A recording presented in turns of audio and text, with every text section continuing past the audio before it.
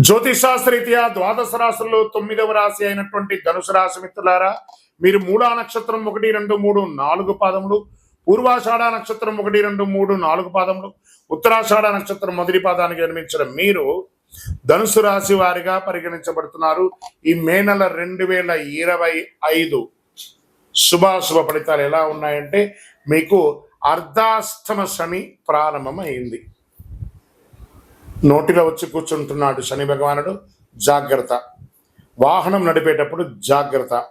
ఇతరులతో మాట్లాడేటప్పుడు జాగ్రత్త. అంతేకాని వ్యవహారం అంతా అనుకూలంగా ఉంది. బుధుడు మీనరాశిలో 4వ ఇంట్లో, కుజుడు 8వ ఇంట్లో బలహీనపడుతున్నాడు. శుక్రుడి నెలంతా అనుకూలంగా ఉన్న స్థితిలో ఉన్నాడు. బృహస్పతి 6వ ఇంట్లో ఉండడం, అర్ధాష్టమ శని. వృత్తి వ్యాపారంలో కొంచెం మిశ్రమ ఫలితం ఉంటుందని కూడా చెప్పచ్చు. దీర్ఘకాలిక రుణబాధ నుండి ఉపశమనం పొందుతారు. సోదర సోదరులతో స్థిరాస్తి వివాదాలు పరిష్కారం అయ్యే అవకాశాలు ఉన్నాయి. అతి కష్టం మీద రావాల్సిన సొమ్ము సకాలంలో చేతికి అందక ఇబ్బంది పడే అవకాశాలు ఉన్నాయి. భూ సంబంధిత క్రయ విక్రయాల్లో లాభాలు మెరుగ్గా అందుకుంటారు.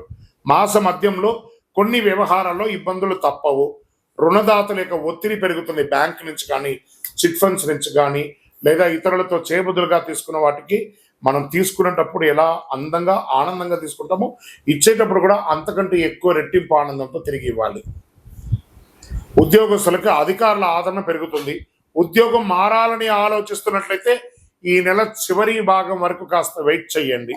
ఉద్యోగం చేస్తున్న వారికి ఇంక్రిమెంట్, ప్రమోషన్స్ వచ్చే అవకాశాలు కాస్త బలంగా ఉన్నాయి. విద్యార్థులు పోటీ పరీక్షల్లో సంతృప్తినిస్తారు. గృహమున సంతానం, వివాహాది శుభ కార్యక్రమాలకి శ్రీకారం చుడతారు, లేదా వివాహమయ్యే అవకాశం ఉన్నాయి. సీమంతాలు, వివాహమైన వారికి ఇవన్నీ కూడా జరుగుతున్నాయి. చిన్నపాటి ఆరోగ్య సమస్యలు ఉన్నప్పటికీ ధైర్యంగా ముందుకు సాగుతారు. అయినా గుండె లేదా ఛాతికి సంబంధించిన సమస్యలు ఉండే అవకాశాలు ఉన్నాయి మాసం ముగింపులో. కాబట్టి కాస్త మాస్టర్ చెకప్ చేసుకోండి. డ్రైవ్ చేస్తూ నెమ్మదిగా సురక్షితంగా వెళ్ళండి.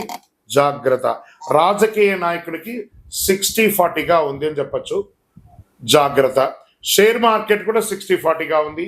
మీడియా రంగం వారికి మిశ్రమం, 50-50.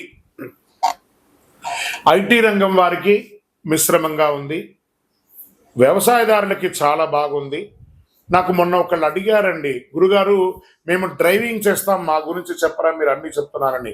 ప్రత్యేకించి ధనుసు రాశి మిత్రులారా, డ్రైవింగ్ చేసే మిత్రులందరూ కూడా ఈ నెల జాగ్రత్తగా ఉండవలసినటువంటి సమయం.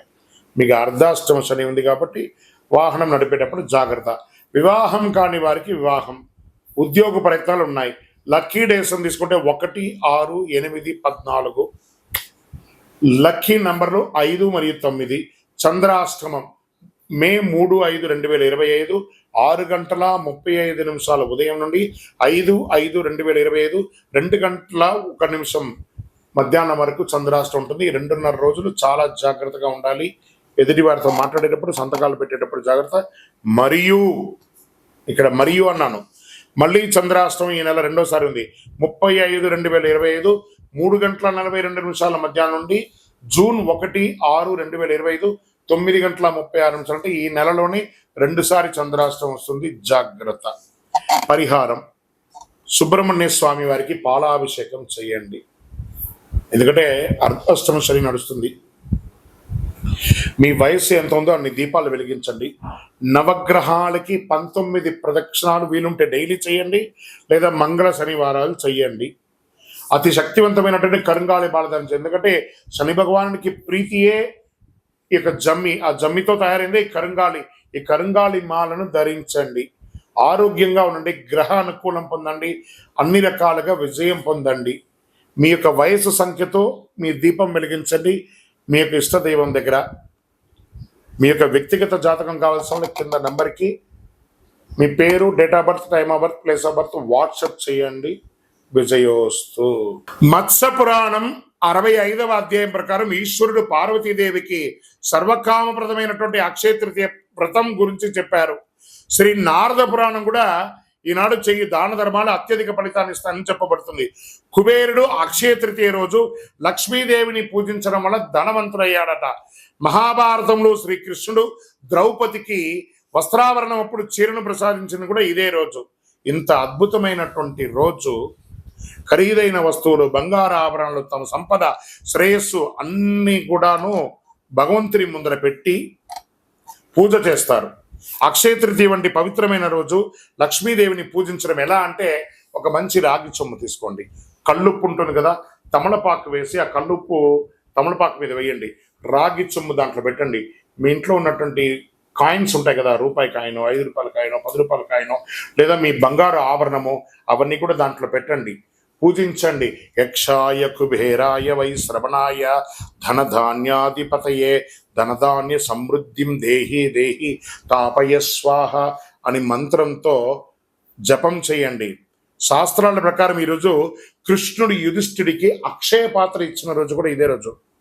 ఇందులో ఉండే ఆహారం ఎప్పటికీ మరవదు, కాబట్టి బియ్యాన్ని కూడా దేవుడి ముందర పెట్టండి.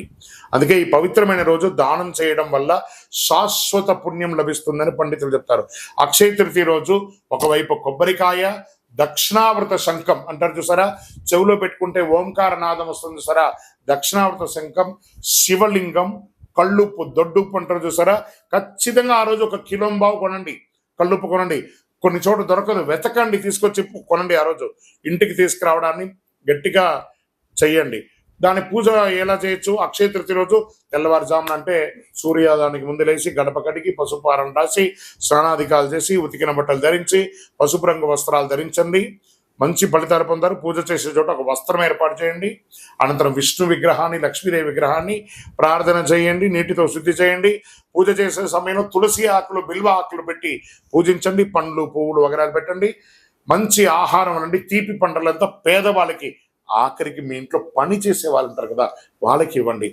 స్ట్రేంజర్స్, రోడ్డు మీద, ఈ హాస్పిటల్స్ బయట అటెండెన్స్ లోపల ఉన్నటువంటి వ్యాధితో ఉన్న వాళ్ళు బయట చాయ్ కాఫీ తాగడానికి కూడా లేకుండా వాళ్ళ బంధుమిత్రులు రోడ్డు మీద ఉంటారు చూసారా, వాళ్ళకి పోయి ఆహారాన్ని ఇవ్వండి, ఆనందపడతారు. ఆ లోపల ఉన్న వైద్యం చేసుకున్న వాళ్ళు కూడా ఆరోగ్యం అవుతారు.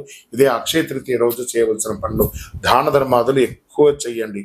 పూజ ముగిసిన అనంతరం మహావిష్ణు స్వరూపంగా, లక్ష్మీదేవి స్వరూపంగా కొంతమందిని ప్రార్థన చేసి వాళ్ళకి దానం ఇవ్వండి. అక్షయం మీరు ఎంత దానం చేస్తారో, ఎందుకు మనం పూజ చేసిన తర్వాత కృష్ణార్పణం అంటారు, ఖర్చు మీదే, డబ్బు మీదే. కృష్ణుడికి ఎంత ఎందుకు అర్పణం ఇస్తున్నారు? కృష్ణార్పణం అనగానే అది తిరిగి మీ దగ్గరికి వస్తుంది, అందుకే అక్షయం అని అన్నారు. ఉప్పు అక్షయ తృతీయ రోజు ఎందుకు కొనాలో, అక్షయ తృతీయ రోజు ఉప్పు కొని దానం చేయడం వల్ల జీవితంలో అన్ని కష్టాలు తొలగుతాయి, దరిద్రం తీరుతుంది, నవగ్రహ దోషం తొలగుతుంది, అలాగే అన్ని సమస్యల నుంచి ఉపశమనం పొందుతారు. భార్య భర్తల మధ్య సఖ్యత లోపం అది తొలగుతుంది. అక్షయ తృతీయ రోజు ఉప్పు దానం చేయడం వల్ల పూర్వీకుల ఆశీస్సులు పొందుతారు. అక్షయ తృతీయ రోజు ఉప్పు కొనడం వల్ల సాధారణ రాతి కాండ బాగా తెల్లగా ఉన్నటువంటి అక్షయ తృతీయ రోజు రాతి ఉప్పు కొనడం వల్ల లక్ష్మీదేవి ప్రసన్నమవుతుంది. చూడండి, వంట అంతా చేస్తామండి, ఒక చుక్క అందులో ఉప్పు లేకపోతే ఎలా ఉంటుంది? అద్భుతమైన వంటే కదా, అదే లక్ష్మీదేవి. లక్ష్మీదేవి మోతాదుకి మించకూడదు, మోతాదు తగ్గకూడదు, అందుకే లక్ష్మీదేవి అందులో కూర్చున్నది. అక్షయ తృతీయ రోజు కొన్న ఉప్పును ఇంటిలో నీళ్ళలో ఒక చుక్క వేసి ఇల్లంతా తుడవండి, నెగిటివ్ వైబ్స్ పోతుంది. చిన్నపిల్లలు ఉన్న రూమ్లో ఒక గ్లాసులో పెట్టండి, మీ బాత్రూమ్స్లో కూడా ఒక గ్లాసులో పెట్టండి. మీరు సంపాదించే ప్రతి డబ్బుని ఒక మట్టి మూకుల్లో ఉప్పు వేసి అందులో ఆ రోజు డబ్బుని అలా పెట్టి మరుసటి రోజు బీరువాలో పెట్టండి, చాలా నిలవ ఉంటుంది. ప్రయత్నం చేసి చూడండి. ఇలా ఎన్నో చెప్పుకుంటూ పోవచ్చు. అక్షయ తృతీయ రోజు, అక్షయ తృతీయ రోజు మీ మనసుకి ఏది నచ్చితే అలా చేయండి.